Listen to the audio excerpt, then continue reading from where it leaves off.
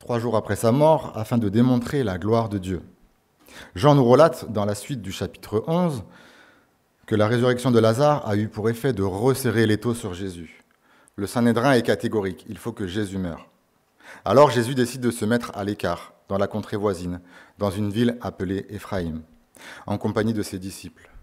On ne sait pas combien de temps cela a duré, peut-être une semaine, peut-être un mois, mais en tout cas c'était les derniers temps à l'écart pour Jésus avant d'entamer les derniers jours avant son arrestation, son jugement et le calvaire de la croix. La Pâque était proche, et comme vous le savez, c'était l'une des 3 grandes fêtes juives où le peuple juif faisait pèlerinage à Jérusalem, ce qui devait bien arranger les affaires des chefs juifs qui espéraient fortement que Jésus soit là pour l'arrêter. Voilà comment se termine le chapitre 11. Et maintenant, je vous propose un petit exercice d'imagination. En reprenant ces quelques versets du chapitre 12 que nous venons de lire, je vous propose d'essayer de revivre la scène en immersion, comme si vous participiez à la scène en faisant partie intégrante de la bande à Jésus. Vous pouvez fermer les yeux, ou en tout cas, je reprends un peu le texte avec un peu des ajouts de ma part. C'est parti, sandales en cuir aux pieds, en compagnie de Jésus et de ses disciples. Le soleil est au zénith, nous empruntons un sentier sec, poussiéreux et rocailleux. Nous nous dirigeons vers la petite ville de Béthanie. Sur le chemin, Jésus est pensif, mais ne manque jamais de nous sourire. Le chemin fut long jusqu'à Béthanie. Marie, encore reconnaissante de la résurrection de son frère Lazare, dit à Marthe avec enthousiasme : « Jésus est revenu en ville, préparons-lui un festin. » Le moment venu, nous arrivons avec Jésus chez Marie, encore à quelques pas de la maison que déjà de délicates odeurs des mets préparés se dégagent de celle-ci. La viande sur le feu qui mijote, les légumes grillés et le pain dans le four. Un repas à la hauteur de l'hôte reçu. Nous passons la porte, un à un, la table était mise, l'huile d'olive et le vin ornaient la table. Nous pouvons lire sur le visage de Marthe, Marie et de Marie la joie de revoir Jésus. Le moment venu, Marie nous invite à nous mettre autour de la table, pour que, comme la coutume de l'époque le veut, les serviteurs puissent prendre soin de leurs hôtes. Ils nous oignent la tête avec de l'huile odoriférante et de l'eau tiède pour nous nettoyer les pieds. Tandis que Marie, pendant ce temps, réserve, elle, un soin bien particulier à Jésus. Judas, qui donne un coup de coude, vous donne un coup de coude. Tu as vu, Marie a pris la place du serviteur et nettoie les... Mais elle utilise du parfum. Ce n'est pas de l'huile que Marie déverse sur la tête de Jésus, mais un parfum de grand prix. Non mais regarde, elle utilise et elle continue à utiliser le parfum pour lui laver les pieds à la place de l'eau tiède. Elle en a tellement versé qu'elle doit utiliser ses propres cheveux pour essuyer l'excès. C'est alors que la maison fut remplie de l'odeur du parfum. Judas, qui a le cœur avare, dit à haute voix : « Pourquoi n'a-t-on pas vendu ce parfum 300 deniers ? Nous aurions pu le donner aux pauvres. Cela aurait été une bien meilleure manière d'utiliser ce parfum. Maintenant, il n'a plus aucune valeur. » Tandis que Jésus prend la défense de Marie et reprend Judas. Voilà, avec mes petits ajouts, j'espère que mettre en scène ces 8 versets vous ont permis de mieux saisir l'histoire et voir comment Jean a voulu mettre en lumière ces 2 personnages que tout éloigne. Pour le Sauveur, 2 cœurs, 2 attitudes, une consécration. Il paraît très clairement dans le passage du jour que Jean a voulu mettre en évidence que l'attitude de Marie et celle de Judas sont totalement à l'opposé.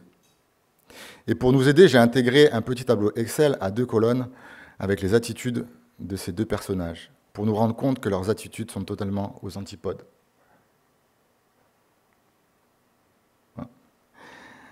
Avec ce tableau sous nos yeux, nous voyons très clairement 2 attitudes qui se dégagent, 2 cœurs bien différents. Et comme je l'ai dit à l'instant, ce sont 2 attitudes qui vont à l'opposé et qui reflètent parfaitement l'état de cœur de Marie et celui de Judas. D'un côté, nous avons Marie qui est sincère, qui est reconnaissante, elle est généreuse avec son maître.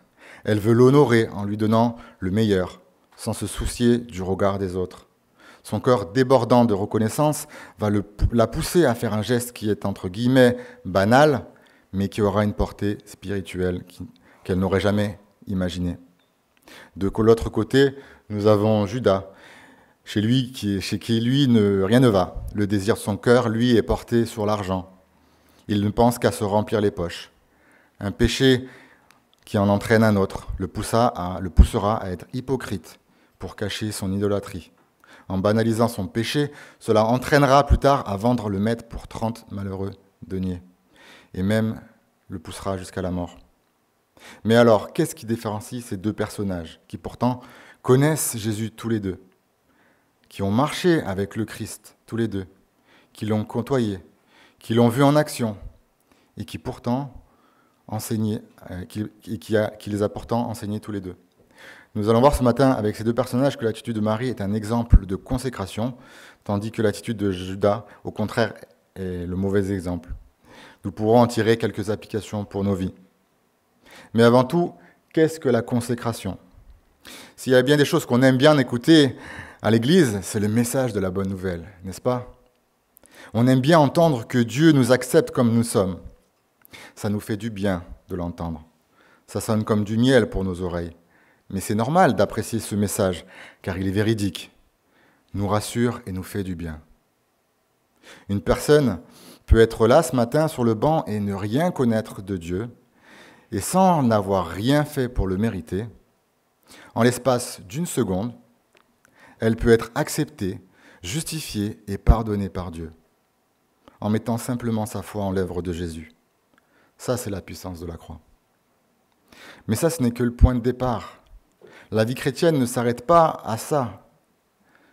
Si tu as vraiment accepté Christ, si Jésus t'a vraiment pardonné, si tu es réellement justifié, cela doit amener un changement dans ta vie. Quand on vient véritablement à Jésus, cela entraîne forcément un changement. Effectivement, Dieu nous aime assez pour nous accepter tels que nous sommes, mais il nous aime trop pour nous laisser tels que nous sommes. Dieu veut nous transformer, ce qu'on appelle dans le jargon théologique la sanctification. Par l'action du Saint-Esprit dans notre vie, nous changeons petit à petit, en tuant le péché, pour vivre de plus en plus pour Dieu. Mais alors, qu'est-ce que c'est la consécration ? Être consacré, c'est quelqu'un qui est sérieux avec sa sanctification. C'est s'engager quotidiennement à vivre pour Jésus. Être consacré, c'est décider de vivre totalement pour Jésus et lui offrir le meilleur. On ne peut pas prendre de Jésus ce qui nous arrange. Être pardonné, être libéré, être justifié et vivre notre vie comme bon nous semble. Jésus veut nous donner tout, mais il nous demande tout de notre vie. Oui, la vie chrétienne n'est pas un long fleuve tranquille. Jésus n'est pas venu pour que l'on reste dans notre zone de confort. Jésus veut nous transformer. Jésus veut nous étirer. Le Saint-Esprit va faire son œuvre dans notre vie. Et il peut y avoir des brisements. Ça peut faire mal. Mais au bout de la ligne, il le fait parce qu'il veut faire sortir de nous le meilleur de notre vie. Alors ce matin, comment, avec l'exemple de Marie et Judas, nous pouvons en apprendre plus sur la consécration ? Tout d'abord, la vision du Dieu que l'on suit impacte notre consécration. Dans les évangiles, quelques récits nous sont rapportés avec Marie, ce qui nous permet de dire que Marie a grandi spirituellement avec Jésus. Son intimité a grandi fur et à mesure qu'elle a été enseignée par lui. Sa foi a grandi avec les miracles qu'elle a vus et qu'elle a pu vivre, jusqu'à ce point culminant où Jésus ressuscite Lazare d'entre les morts. Ce qui nous laisse à penser que ce miracle a eu pour effet de lui donner cet élan d'amour pour Jésus, en l'honorant et en l'éloignant de ce parfum. Comme nous le rapporte le chapitre 11, Marie a vu la gloire de Dieu. La connaissance, la vision que Marie a de Jésus fait accroître sa consécration et son désir de donner le meilleur à Jésus. Marie était toujours la première à courir vers Jésus quand elle le savait proche. De même pour nous aujourd'hui, nous pouvons nous poser ces questions. Qui est Jésus pour moi? Est-ce que ce Jésus que je connais mérite le meilleur de ma vie? Est-ce que je cours quotidiennement vers Jésus? Est-ce que je cultive mon intimité avec mon Sauveur? Deuxièmement, la consécration naît du cœur pour ce que Dieu a fait pour nous. Avec ce qui nous est pas rapporté dans les évangiles, on ne peut dire à quel moment Marie donne totalement son cœur à Jésus. Mais le moteur de sa consécration naît tout d'abord dans son cœur. Et le carburant, la source de sa consécration, c'est ce que Jésus a fait pour elle. Je cite dans le livre Doux et humble de cœur, pour ceux qui le connaissent, « Lorsque la Bible parle du cœur, que ce soit dans l'Ancien ou dans le Nouveau Testament, elle ne parle pas seulement de la vie émotionnelle, mais aussi du centre d'où découlent toutes nos décisions. C'est ce qui nous motive du lever au coucher. Ce sont les quartiers généraux de notre motivation. En termes bibliques, le cœur ne fait pas partie de notre identité, il en constitue le centre. Notre cœur est ce qui nous définit et nous dirige. Le cœur est donc ce qui dirige toute notre vie, nos choix, nos sentiments et nos pensées. Et la parole nous dit que c'est Dieu qui change nos cœurs pour l'accorder aux siens. Ézéchiel 36, du verset 25 à 27, on peut lire « Je vous aspergerai d'une eau pure et vous serez purs. Je vous purifierai de toutes vos impuretés et de tous vos idoles. Je vous donnerai un cœur nouveau et je mettrai en vous un souffle nouveau. J'ôterai de votre chair le cœur de pierre et je vous donnerai un cœur de chair. Je mettrai mon souffle en vous et je ferai en sorte que vous suiviez mes prescriptions, que vous observiez mes règles et les mettiez en pratique. » Ézéchiel prophétise comment, par l'œuvre de Jésus, Dieu nous rend justes. Il nous rend purs à ses yeux en nous lavant de nos péchés. Il nous donne un cœur nouveau, c'est-à-dire qu'il nous donne une nouvelle direction, de nouveaux centres d'intérêt, une nouvelle identité. Il nous change totalement notre quartier général. Il renouvelle notre pensée. C'est à ce moment-là que nous recevons le Saint-Esprit, ce qui nous rend capables de vivre dans l'obéissance. Tout cela a été rendu possible par le sacrifice de Jésus à la croix. Ce que nous devons réaliser ce matin, c'est que notre consécration n'aurait jamais pu être possible sans Jésus.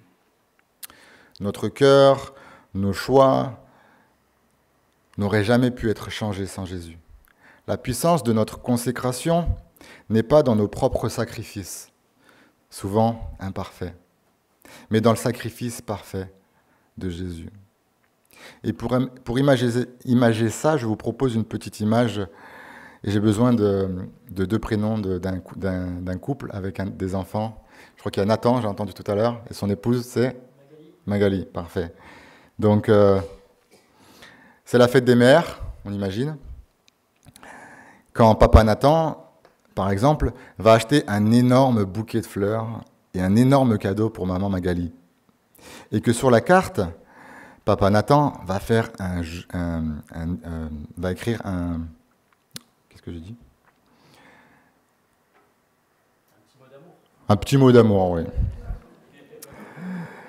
Et avec votre enfant, n'importe lequel, vous en avez plusieurs? Belinda. Et sur la carte, avec papa, Belinda va faire un joli gribouillis.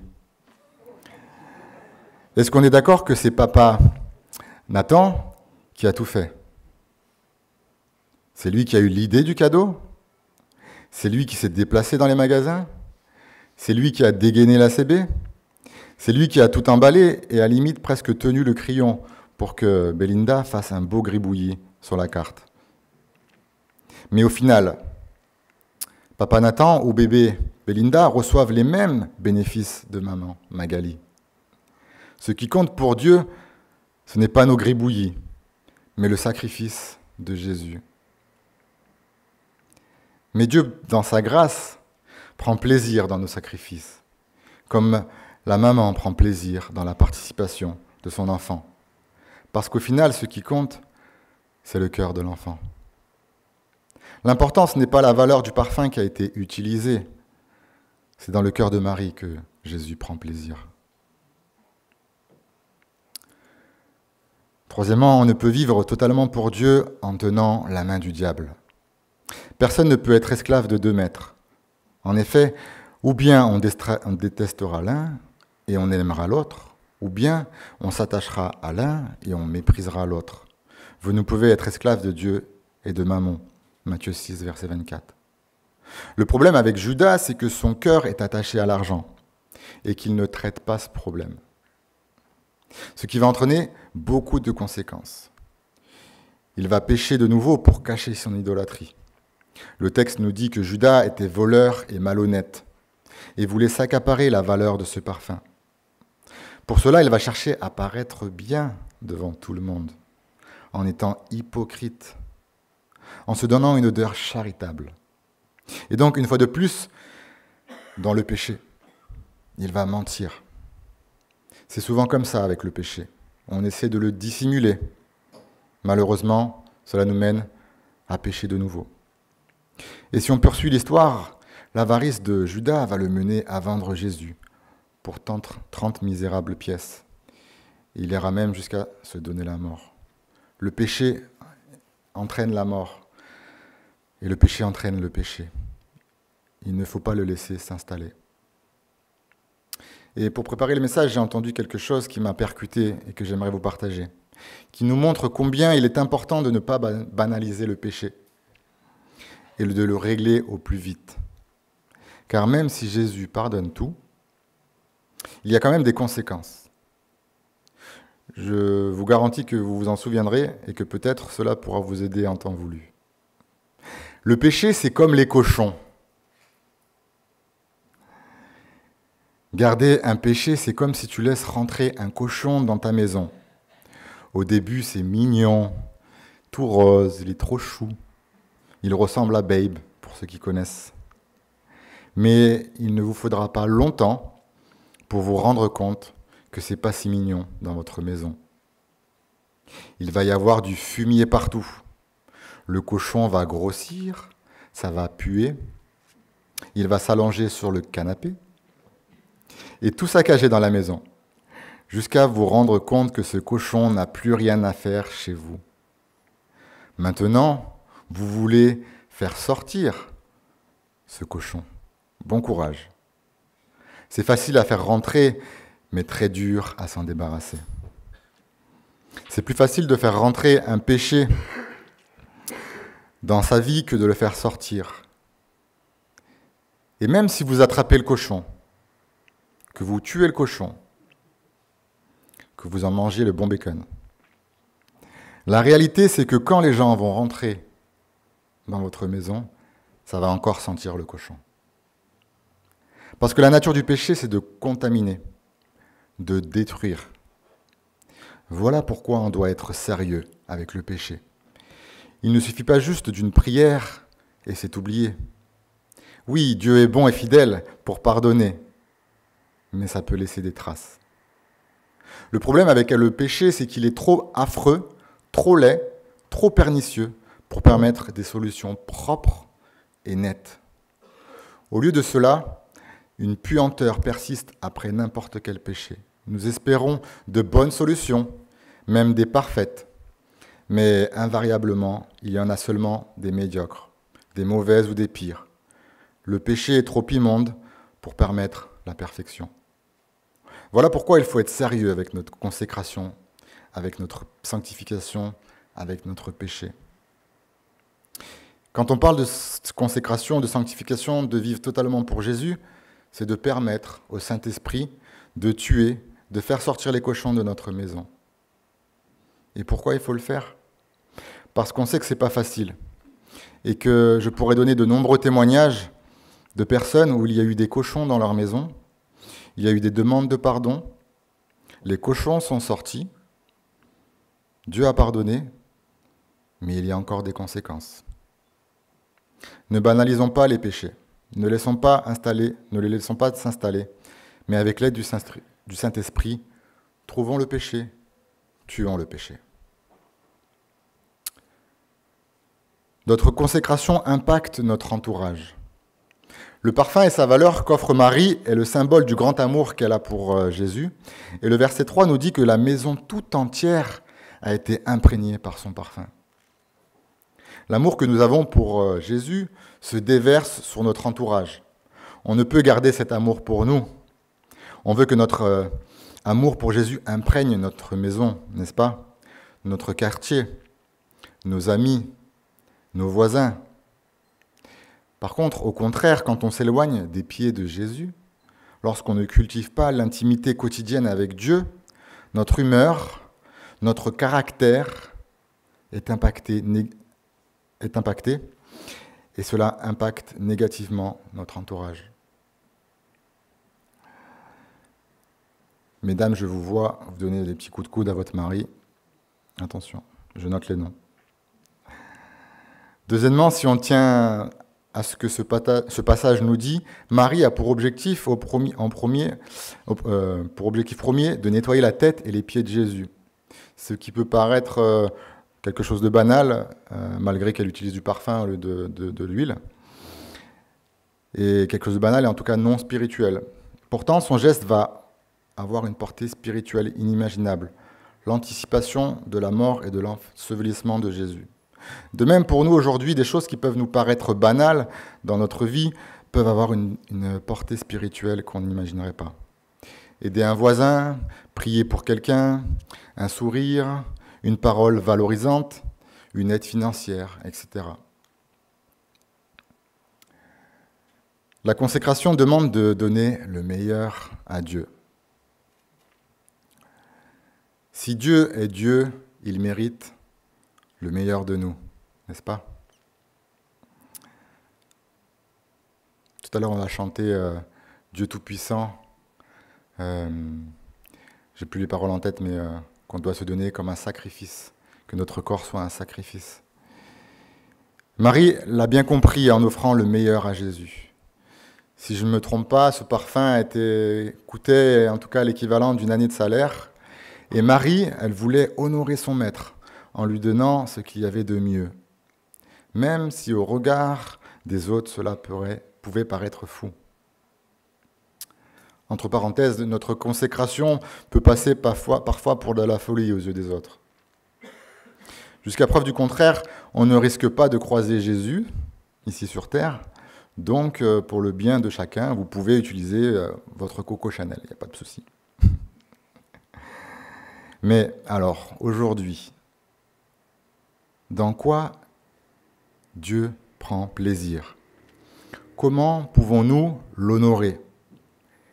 Qu'est-ce qu'on peut sacrifier à Dieu? Nous allons voir plusieurs choses que nous pouvons offrir à Dieu. En premier, le sacrifice de louange. Hébreux 13, verset 15 nous dit « Par Jésus, offrons donc en tout temps à Dieu un sacrifice de louange qui consiste à célébrer son nom. » Ça veut dire quoi un sacrifice de louange? Parce qu'un sacrifice, forcément, doit coûter. Donc, qu'est-ce que c'est un sacrifice de louange? Plusieurs pourraient dire, mais moi, j'aime chanter. J'aime ça. Quand je fais le ménage, je chante. Quand je suis à l'église, je chante. La louange, c'est bénir Dieu avec sa bouche. Et nous pouvons le faire de plusieurs manières. Chanter, je suis sûr que plusieurs arrivent même... Je suis sûr que plusieurs arrivent même à chanter, danser, nettoyer en même temps. Deuxièmement, on peut prier. Ça demande déjà un petit peu plus d'effort. Ou encore lire la parole à haute voix. Si on est sincère avec nous-mêmes, prendre du temps pour louer Dieu dans notre quotidien, ça coûte et ça demande une discipline. John Piper a dit quelque chose de très vrai.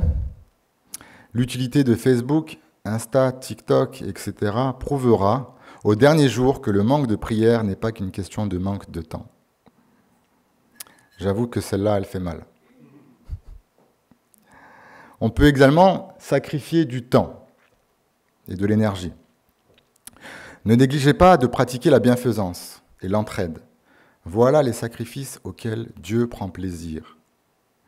Sacrifier son samedi, c'est précieux pour aider ses voisins ou ses amis ou ses frères et sœurs de l'Église.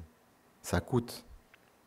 Parfois, peut-être, on aimerait mieux se reposer dans son canapé plutôt que d'aller aider quelqu'un à déménager, n'est-ce pas? Ou encore sacrifier ses vacances pour aller dans un camp de formation biblique. Ça coûte. On peut en faire une liste exhaustive, mais il y a beaucoup de choses qui pourraient nous coûter. Sacrifice d'évangélisation. Romains 10, versets 14 et 17 nous dit « Mais comment feront-ils appel à lui s'ils n'ont pas cru en lui ?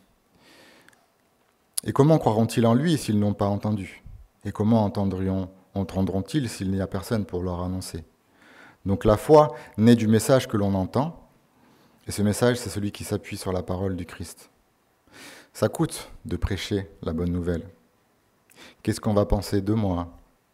Est-ce qu'on va me tourner le dos ? Mais il faut bien réaliser quelque chose, c'est que personne ne va tomber aux pieds de Jésus parce qu'on l'a aidé à changer un pneu, ou parce que tu as témoigné beaucoup d'amour à une personne. Les gens ont besoin d'entendre la bonne nouvelle de Jésus. Ils ont besoin d'entendre qu'ils sont par nature ennemis de Dieu, comme je l'étais, comme vous l'étiez, que nous sommes séparés de Dieu. Ils doivent comprendre que toute notre chair est corrompue, que Dieu nous a créés libres, mais que nous avons décidé d'utiliser cette liberté pour se révolter contre lui. Notre entourage a besoin de comprendre que nous sommes perdus, que nous aimons tellement les choses du diable, tellement attirés par ce qui est opposé à Dieu, que Dieu nous a envoyé son Fils parfait, marcher sur cette terre. Puis Jésus est venu pour vivre cette vie parfaite, que personne ne peut vivre. Il a payé par sa mort ce que personne ne peut payer. Il est ressuscité. Il est Seigneur de toutes choses. Et entre-temps, il fait son œuvre dans son peuple. Il sauve des gens. Il les justifie. Il les sanctifie. Il promet qu'un jour, bientôt, il les glorifiera. Il y a l'assurance de la vie éternelle. Ça, c'est la bonne nouvelle que le monde doit entendre et connaître. Et tout est par grâce, pas seulement par la foi. Et tout est par grâce, simplement par la foi, pardon. Quand tu mets ta foi dans la personne et l'œuvre de Jésus. Et bien entendu, ça demande d'être à l'écoute auprès de notre entourage. Car oui, on ne peut pas balancer comme ça la bonne nouvelle à tout bout de champ à toutes les personnes que l'on croise. Cela demande de l'énergie, d'être attentif, d'être pas auto-centré, mais d'être centré sur les personnes qui nous entourent. Quatrième, la Bible dit que les chrétiens peuvent aussi sacrifier leur argent. Et je vais peut-être vous surprendre, mais je ne veux pas forcément parler de la dîme ce matin. Ce matin, je veux plutôt vous parler d'investir dans sa vie spirituelle. S'acheter une bonne Bible d'études, s'acheter un commentaire biblique, ou alors un livre qui parle de comment bien communiquer la bonne nouvelle, par exemple. Que ce soit pour soi-même ou pour un jeune dans l'église, ou quelqu'un qui n'a pas les moyens de se l'offrir, par exemple. Cinquièmement, on peut sacrifier nos péchés. Si on est sincère avec nous-mêmes, il y a certains péchés qu'on aimerait bien garder, qui nous arrangent bien, qu'on laisse traîner, ou sûrement aussi parce que ça demande beaucoup d'efforts. C'est quand la dernière fois que tu as donné un péché ? C'est quand la dernière fois que tu as donné ton mauvais caractère ? C'est quand la dernière fois que tu as donné une mauvaise habitude ? C'est quand la dernière fois que tu as donné quelque chose que tu savais mal pour la gloire de ton Sauveur ? Mais, ultimement, qu'est-ce que Dieu veut ? Dieu ne fait pas la quête des sacrifices pour voir qui mérite ou non des bénédictions, qui donne le meilleur, qui donne le moins bon, qui va lire sa Bible tous les jours, qui va faire de belles prières, qui va aller à l'église tous les dimanches. Non. Tout ça, c'est des bonnes choses, mais finalement, qu'est-ce que Dieu veut par-dessus tout? C'est que tu te donnes toi. La seule offrande acceptable, c'est toute ta vie. La vie chrétienne, comme on l'a chanté, c'est une offrande. C'est le sacrifice de ta vie pour Jésus. Marc 12, verset 33, l'aimer de tout ton cœur, de toute ton intelligence et de toute ton énergie, ainsi qu'aimer son prochain comme soi-même, c'est bien plus important que tous les holocaustes et tous les sacrifices.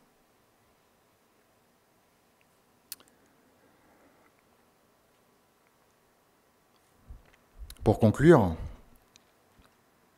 finalement, si on réfléchit, tout part du cœur du Père, pour nous. Sans l'amour de Dieu pour nous, il n'aurait pas envoyé son Fils sur terre pour nous sauver et au travers de son sacrifice.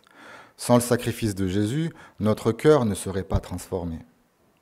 Sans notre cœur nouveau et le Saint-Esprit, nous ne pourrions vivre totalement pour Jésus, en prenant au sérieux notre sanctification. Nous ne pouvons qu'être reconnaissants en cultivant notre proximité avec le Père, en cherchant à toujours mieux le connaître. Cela nourrit notre cœur et nous met dans un cercle vertueux. Et ce matin, j'aimerais conclure très brièvement avec une phrase qui résume le message de ce matin. La consécration, c'est décider de vivre totalement pour Jésus, en lui offrant le meilleur de ma vie, tout en étant sérieux avec ma sanctification, parce qu'un jour, il a décidé d'offrir la sienne pour moi. Pour finir, j'aimerais vous donner le titre de mon message. Loin de Dieu, près du cœur, loin du cœur, loin de Dieu. Gardons loin de Dieu Jésus près de notre cœur. S'il est loin de notre cœur, autre chose prendra sa place. On sera loin de Dieu. Écoute Israël, l'Éternel est notre Dieu. Il est le seul éternel. Tu aimeras l'Éternel ton Dieu de tout ton cœur, de toute ton âme et de toute ta force. Que ces commandements que je te donne aujourd'hui restent gravés dans ton cœur.